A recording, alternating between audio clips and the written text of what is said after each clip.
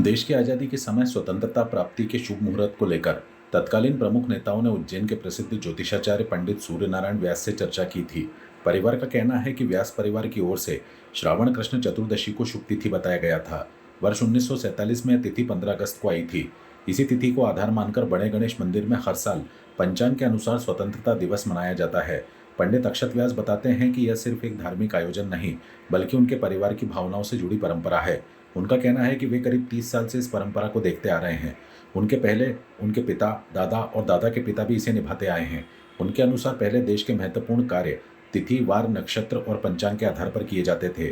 आज की पीढ़ी अंग्रेजी तारीख और महीनों से तो परिचित है, लेकिन हिंदू तिथि और पंचांग की जानकारी धीरे धीरे कम होती जा रही है। पंडित अक्षत व्यास का कहना है कि इस तरह के आयोजन का उद्देश्य युवाओं को अपनी सनातन परंपरा और पंचांग की जानकारी देना भी है।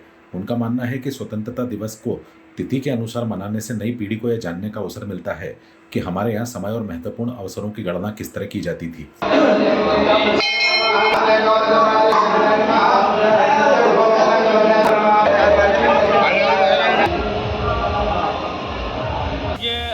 आज यहाँ पर तिथि अनुसार स्वतंत्रता दिवस मनाया गया है। तिथि माने जो हमारे सनातन परंपरा के अनुसार जो दिन होता है, जैसे आज 11 अगस्त है तो सनातन परंपरा के अनुसार श्रावण कृष्ण चतुर्दशी है। तो जब हमारा देश आज़ाद हुआ था 15 अगस्त सन 1947 को, तो उस दिन जो तिथि थी वो श्रावण कृष्ण चतुर्दशी थी। वो श्रावण कृष्ण चतुर्दशी का जो मुहूर्त था वो भी इस मंदिर के पुराने पूर्वज पंडित सूर्यनारायण जी व्यास द्वारा दिया गया था।